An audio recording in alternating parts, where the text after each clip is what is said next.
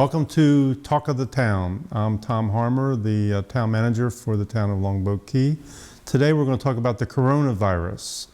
And I think as the public is aware, this has been a pretty significant event. We have a national declaration of an emergency. We have a state declaration of emergency by the governor. And we also have the two counties, Manatee and Sarasota County, have both declared a local state of emergency. That's something that we're used to for certain type of events like hurricanes, but this is different. This is a public health emergency. And so it's been evolving a little bit differently as we get guidance from the various groups out there, such as the CDC, the World Health Organization, the local public health officials, and county emergency managers. So we've been implementing certain actions based on guidance from them, and some of that has been occurring over time, and I think will continue that way as the event moves forward. Today I have with me Paul Dezzi, the fire chief for the town of Longboat Key. Paul wears another hat as well. He serves as the town's emergency manager. So Paul, thank you for joining me today. Thank you very much for having me. Well, Paul, obviously this is a very important topic for our residents, our public, and even our employees especially, because we're all impacted by this. Let's start off first, and can you share a little bit about what actions the town is currently taking? The town has been doing a lot of things, working with both the Sarasota County Emergency Management Office as well as Manatee County, including the Health Department. And we brought back this information and have spoken with the leadership team here at Longboat, and we've implemented a lot of things for the employees as well as the visitors and citizens of the town. For the employees, we want to make sure they know the basic measures to follow as far as washing their hands, cleaning their desk, making sure the bathrooms are clean. If they're sick, we want them to stay home. And with the public, we've closed the beaches. We've postponed the commission meetings. We're working with Publix and CVS as far as their supply of that they have in their stores. And one of the things we've implemented here is we've been able to speak with the citizens, where we include the civic groups, the religious affiliates, the media. We have the property managers online, and we're trying to get a network of people here on Longboat, both employees and citizens, to work with us on getting the message out to the people who need the help, such as the elderly. And that's been progressing, and we're working diligently trying to get that information out. And we have 3 people right now that we're working with, and that's going to branch down to get the information to the people that need it. And what this organization is going to do, it's going to go ahead and help people such as the people who are unable to get outside and get the materials that they need or supplies that they need, and we'll be notified of that, and we'll be able to implement something for them through this network. But as far as the employees, we want to make sure that people understand, this is a pandemic, this is an emergency that we have to deal with. But at the same time, we want them to know that we're here not just for the employees, but for the town, as the residents as well.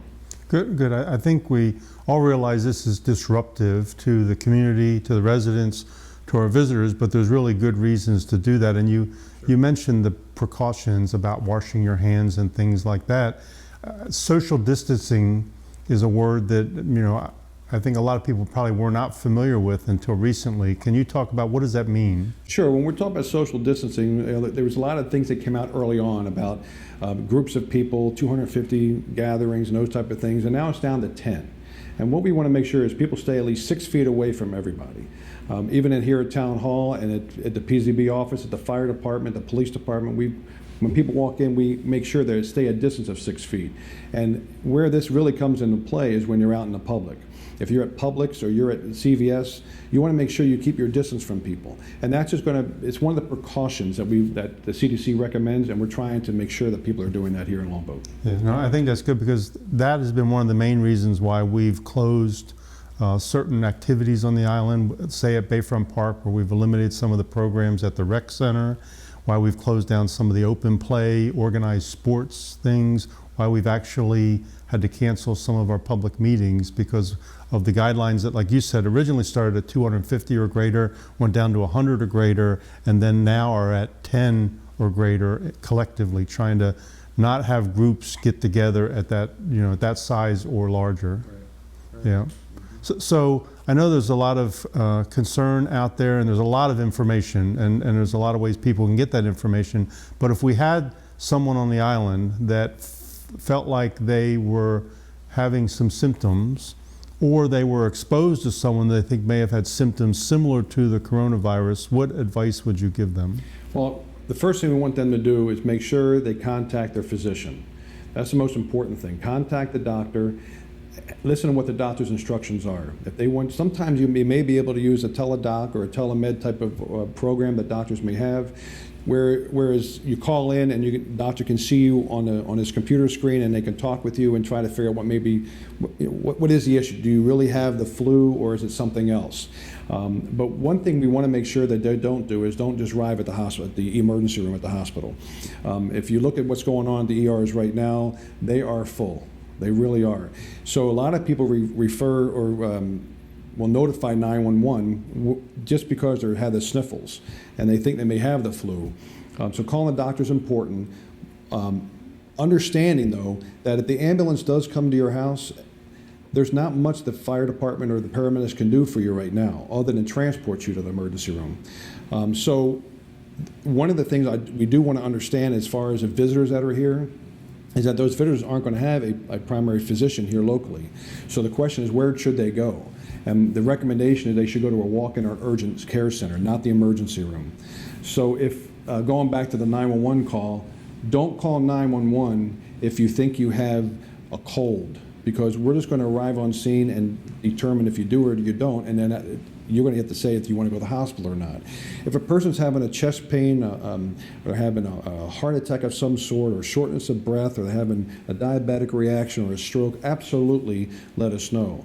But if we do arrive on the scene and the 911 center gives us the clue that you may have some sort of symptoms of the COVID-19 virus, what we're going to do is we're not going to show up and operate as normally. We're going to show up. The paramedics will have a mask on, they'll have a gown on, they'll have gloves on, and one firefighter will go in and triage the patient and determine whether or not that patient does fall within the categories of the COVID virus. And then we'll do our appropriate action from that point forward. Well, good. And I know there's a lot of information out there. Where would you refer people to get the most up-to-date information about what the town's doing, closures of some of our operations and facilities, and any other advice to the public about what they should be doing? And that's a good point, because there's a lot of information out on the web right now. I mean, we get emails daily about what's going on, and it's kind of hard to keep up. And what we've been doing is gathering all that information daily, and we're putting it into like a news press release.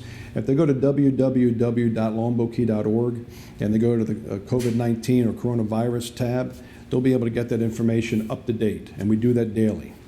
Good. And does that also include information of where they could call, say, the health department if they had concerns about symptoms or anything else like Sure. that? If they're concerned about the symptoms, and the symptoms have changed. Sometimes early on it was just a fever, and now it has a list of different types of symptoms.